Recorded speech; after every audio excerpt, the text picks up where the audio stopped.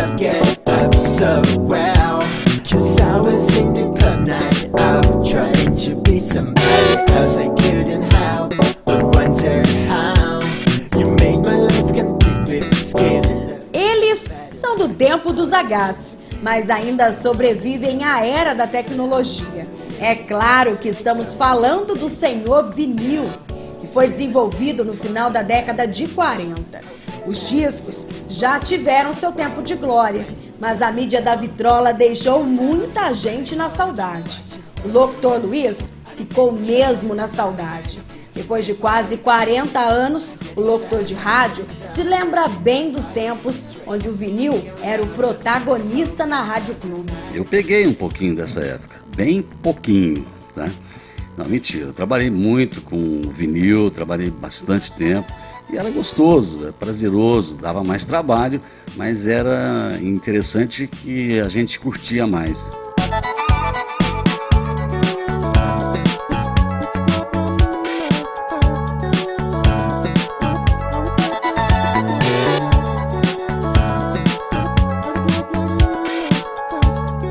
Claro que havia problemas quando o disco riscava, né?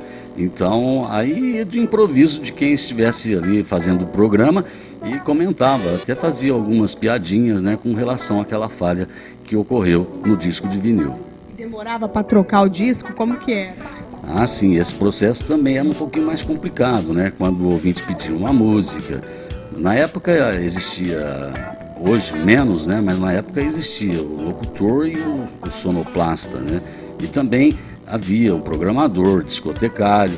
Então essas pessoas que auxiliavam. Então existia muito mais pessoas trabalhando para atender o ouvinte. Então o ouvinte pedia a música ao vivo, né? No exato momento, então alguém tinha que ir lá correndo na prateleira para retirar o disco, achar o disco, a música que ele pediu para ser executada. Os discos mais tocados da época ainda continuam guardadinhos em caixas no prédio da rádio. Por exemplo, década de 80, houve a geração do pop rock no Brasil. Por exemplo, a Legião Urbana, que a gente pode dar um exemplo aqui, estourou na década de 80 e os primeiros discos dele eram todos de vinis. E também você tem Menudo, Dominó, né? Mococa e Paraíso aqui de Mococa. Exato, eram muito bem executados na época. Então, esse pessoal assim, e muitas outras coisas, né? Roberto Carlos, muita saudade, mas saudade boa, né? Saudade assim é gostoso de sentir. A tecnologia mudou tudo por ali. Hoje, com apenas um clique, está tudo resolvido. E mesmo depois de 70 anos, a gente ainda encontra disco de vinil para vender. Nesta loja aqui, olha só, tem disco da década de 60. A loja de objetos antigos é do João. Aqui tem discos para contar história e para quem gosta fazer a festa. Sabe por quê? Porque tem discos de 5, 10 reais. É engraçado que essa coisa de procura de coisa antiga, de disco, de vinil, é uma elite que existe no país que não abandona isso, que curte, que tem uma casa legal, que gosta de curtir a música, que curte os amigos. Então, e tem todo um histórico, não é simplesmente a pessoa, eu quero um disco antigo, não, ele quer um vinil que ele mostre para o amigo, que ele ponha para tocar, que ele escute, que ele... Entendeu? É um pessoal cabeça, é o povo, o famoso povo cabeça, minha amiga. Esse povo vai existir sempre, as pessoas gostam mesmo. Você sabe que em São Paulo tem uma feira só de vinil, só de disco, que as pessoas vendem e trocam. Então isso é legal.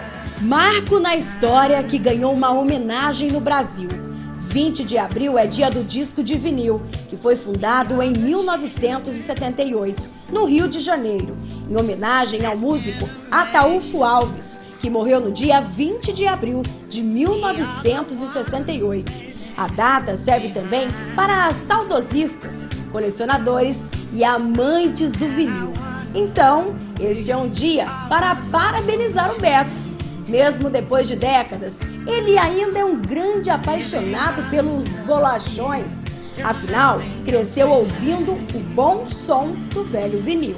We don't need another hero.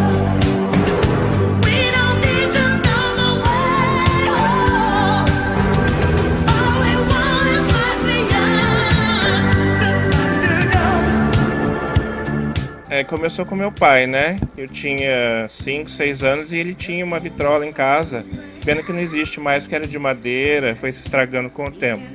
Ele tira uma jukebox, era uma vitrola enorme assim, que puxava uma gaveta, você colocava no máximo 10 discos de vinil assim, e eles iam tocando, e o bracinho do disco saía, o outro caía. E assim por diante. E eu ficava fascinado com aquilo. E minha mãe, para eu dar sossego, ela colocava eu na frente da vitrola para ficar olhando aquilo, né? O movimento do disco, tal. E eu peguei paixão.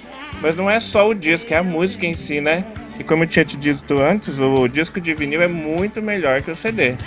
Só quem conhece mesmo música sabe que o som do vinil é especial mesmo. Em casa, uma coleção de LPs, quase 1000. A maior parte aqui é da minha coleção da Tina Turner, né? Não sei se alguém conhece ela, deve conhecer.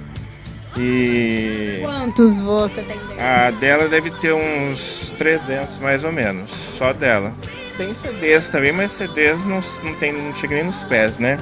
Tem muita coisa de rock também, Janis Joplin, Elvis Presley, tem bastante coisa guardada aqui. Este aqui foi o primeiro dele, que tem um valor sentimental. Vinil que ganhou do pai. E eu perguntei, entre tantos discos, você venderia algum? A resposta não poderia ser outra. De jeito nenhum. Com o lançamento do CD em 1984, os discos começaram a perder espaço nos anos 90, mas parou de ser reproduzido em 1997. A relíquia atravessou gerações e hoje ainda é muito contemplada. O estilo retrô, por mais antigo que seja, ainda fala mais alto no coração de quem entende o que é música.